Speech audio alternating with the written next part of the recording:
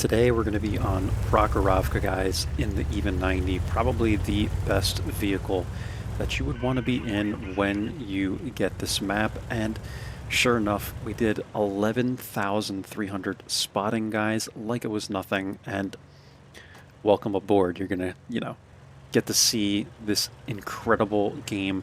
Probably one of the best games in terms of spotting numbers that I've ever played. I don't think I've ever gotten more than 12K. I've gotten, I think, 13K combined total one time. Um, but I've never gotten more than, I think, 11,000 and some change has been my highest spotting numbers ever. So you're going to see that here. If I played a lot of tier 10s, I think maybe if I played the mana core enough and stuff, I would eventually get there in terms of spotting numbers, like just raw spotting numbers, not even combined. But sure enough, guys, we come up to this bush right here, this bush line. There's a couple options you have from the north spawn. I prefer the north spawn on this map. However, the south spawn also has a couple of nice areas too. So the south spawn, I learned this play from Steel Guts, but I'm sure a lot of light tankers do it. With the south spawn, you have one advantage, and that's this bush line right here. This particular bush line. The one that's literally right in front of me. Because going from south to north, you can actually get in this dip right here and then poke up right here, and you end up basically in the same area I'm at, right? But from the north to south, right, there's not the equivalent. You see that over here? Like there's no bush line here. There's a little tiny one, but you're never going to be able to pull up here without getting lit. Over here, you can do it, right? So there's a couple of these differences on every map. You have to pay attention to them. But I'm able to get here easily, and I feel like that's one advantage that the north has. And the north also has this little pocket that you can get into right here, whereas over here, you again don't have the equivalent. You can try and get into a couple of these bushes here, but usually I'm able to outspot enemy lights that try and do that. And also you can try and get here, but I feel like you don't really spot much from here. It's too low, right? Like there's just not enough to scout here, in my opinion, and I feel like it's kind of risky. Like just the way the bush is, if you play enough light tanks, you probably understand what I mean. Like it just doesn't feel as safe to me, right? But in any case, guys, I'm here, and I feel like this is a great spot. I think it's perfect to keep like Progetto lit. We're keeping the Renegade lit. The only issue with this spot is that you can't really punch through any of these bushes. You have the whole bush line in front of you. You're directly in the bush line. So that's the only concern with this, is that you're not going to spot people way in the back in the bush line like you would if you were sitting in E1 up here, right? And that's another advantage of this spawn. If you're really, really good and quick and have extremely high concealment, you might be able to make it in here from the get-go without being spotted. However, I don't recommend this. I usually don't try it because I would say 7 or 8 times out of 10, I would get lit trying to come up here even in the even 90, because a lot of people know that they have to counter it. The LT-432, I don't even know where this guy is, but you know, if he was good, he would come to like around this bush and sit right here, and you can see these guys are going to annihilate the LT-432. And I'm telling them, aim, like don't miss this guy. This is the enemy light. But they're going to counter this, right? That's what I wanted to say. They're going to counter the E1 area from the start.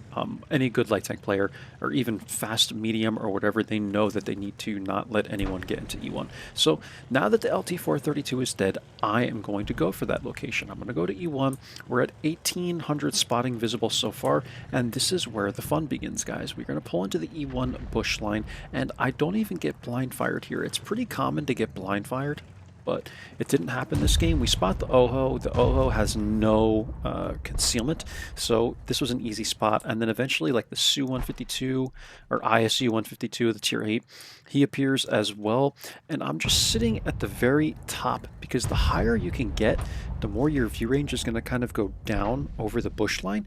However, if you can see these guys, right, at least the Su, he's going to pull back far enough where I can't light him, but you know, this tree is kind of in the way. Like, this is the way the game mechanics work, man. Anywhere there's foliage, it means that the person has camo, right? So this is why the even 90 is so broken, because you can fit it into anywhere. Like, you can knock down, like, you can even sit in like little shrubs, right? On live oaks, you can sit in the grass in the middle of the map, and that's camo. That's how small the EVA 90 is. It's not much bigger than your average like car. It's like the size of an SUV, right? So you can put the tank anywhere, and like even high grass will conceal it. So that's why it's so broken. But anyway, guys, I like to come up as high as I can get, and then sometimes I'll move in the bush line. Like if you sit here and go like this, back and forth, back and forth, back and forth, it actually helps to. You don't want to do it if you're running binocs, but if you're not running binocs, it actually helps because it kind of changes your view angle. So for instance, if I were to move to the left a little bit, this tree wouldn't be blocking certain area, and so on, and it just, see how I actually do it now. I move, and then this tree is even moving as well. So if someone were like in this area behind this tree, I would like them when I come up to the top here, and so on. So you want to try this, guys. Sometimes even just a little bit of moving like this, like 10 meters or whatever, will change your view through a particular tree or something. It sounds like really crazy, but I'm telling you, this is the case. Like, even Skill for LTU has said this, like, you really want to just move around and try even slightly different angles within a bush line and try and punch through, trees and whatever. So I'm going to start fast forwarding here, guys, just a little bit. I know people aren't a big fan of it, but proc games, they're always really, really long. So eventually I want to get to the good parts, right? So I'm going to move up to right here, and now I'm just being very cautious about the progetto, right? Chances are high that I can punch right through this little gap here, and I'll be fine. I can go right through it, but you just don't want to get spotted, right? Like, this game is still really close. If it was like 10-3, I would just go, but you want to stay alive. Look how many people are behind me. I find it unbelievable we were able to hold off on the east, because I have 1, 2, 3, 4, 5, 6, 7. I don't know, there's like 9 people over here plus me. So it's pretty incredible how many people we have on this side of the map, man. But anyway, guys, you don't want to just throw your tank away, right? You want to be cautious with this. I feel like people get way too aggressive, way too fast, and though the LT-432 has been eliminated and I am kind of free to move around, that doesn't mean you're free to explore the entire map. There's still, what, 10 enemies left on the team. Now, of course, we can see where a few of them are. It looks like so far the Jagdtiger, Pantera, Forest Spirit, and T-103 are still unlit. So that leaves 4 tanks that are unlit, plus the ISU and the Progetto that are still back there. Can you imagine if just half of them hit me, I'd be dead like that.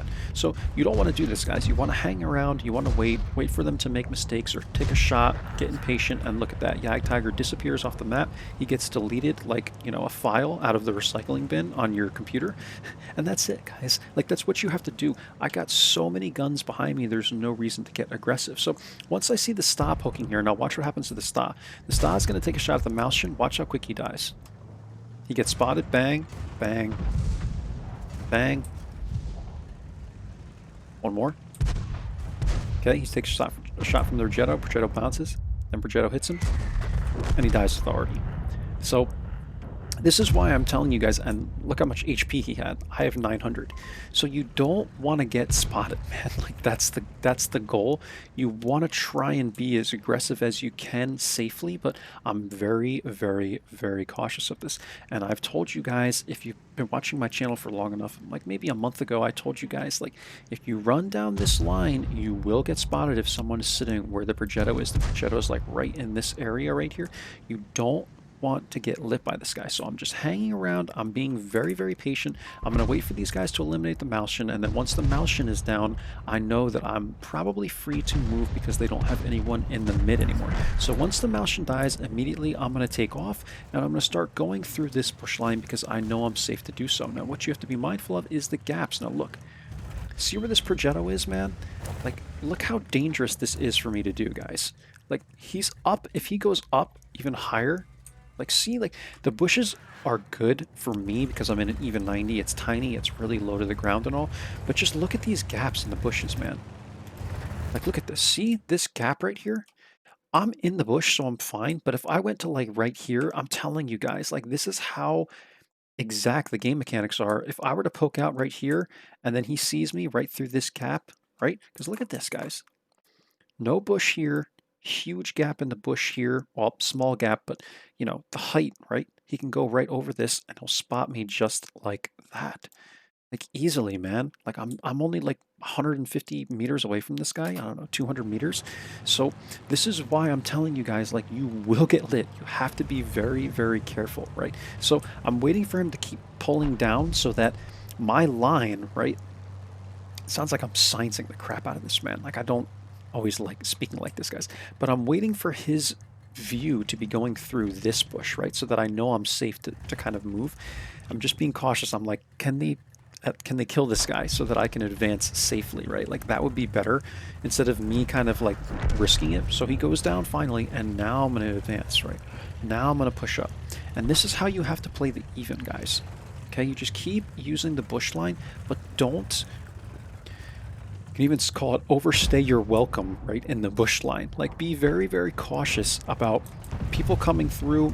Don't let them get too close. Just keep pushing in nice and slow, and watch out for the gaps. Be mindful of the gaps. Now, I know the T-103 is way in the back here, so I'm going to keep pushing in. I'm keeping all these bushes in front of myself, and eventually I'm just going to go ahead, take a shot into this guy, clean him up so I can get a kill for this game, and we have 10k visible. I'm now going to push in. We're going to just run the ridgeline here, keep the Forest Spirit lit, and eventually the team decides to cap. I clean up Artie here, or I guess spot him. I missed the shot because someone else cleans him up. And now I'm just going to run all the way through the mid here. What I'm trying to do is just see where the rest of these guys are, keep them lit for my team so my team can cap out, because there's only a minute and 20 seconds left in the game. And now I know that the AMX-30 and the Char over on our cap, that's not a big deal.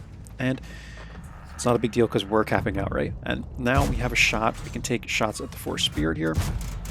I get one into him there, and that's the game, guys. So 10,173 spotting visible, 9 spots. We only did 2 shots of damage, but damage is not important on proc if you're doing freaking 11k spotting. And hopefully that all makes sense to you, right? If you have any questions, let me know. If you have any questions at all about this performance, anything I did, but be so careful and cautious, guys, going down the bush line. I know you're in an even 90, but just be super mindful of the gaps, you know? Sometimes you really have to study it. Like you saw the way I was explaining it. I'm like, I want this Progetto to be behind this bush and not in between me and the gap, so that way I can go through without being lit. Eventually they kill him, so I just go through.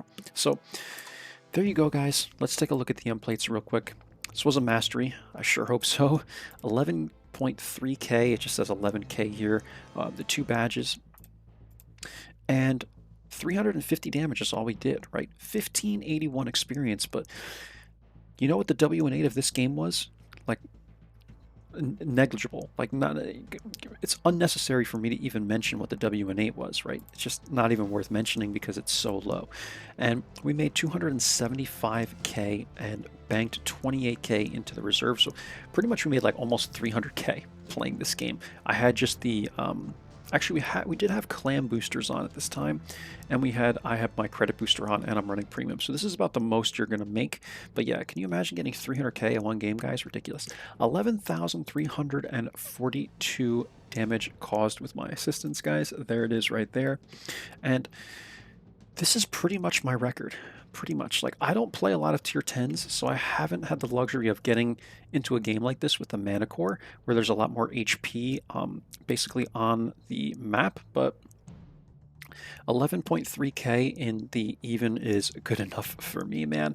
And guys, this is the rewarding part of light tanks, and this is why I love to play them, and this is why Prokhorovka, this is why the even 90 is a king, a god on Prokhorovka. But this is how you're going to be rewarded on proc if you play properly and play safely and do everything the right way and take your time. There's 15 minutes in the battle, guys. Take your time.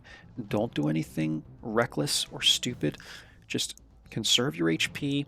Try not to get spotted. In fact, we didn't get spotted, right, at all until the very last 2 minutes of the game when we took a shot at the T-103, right? So I was unspotted pretty much the entire time we were spotting the west side of the map, right? East side of the map, whatever it is, the bush line, right? So I hope you guys enjoyed. I hope you learned a thing or two. And yeah, man, That's it. 4 shots fired. 2 hits, guys. Like, don't worry about the damage, man. You know, this is what light tanks are about on Prokhorovka, and I always tell you guys, this map separates the men from the boys when it comes to playing your light tanks. I'll see you guys for the next one. Take care. Bye-bye now.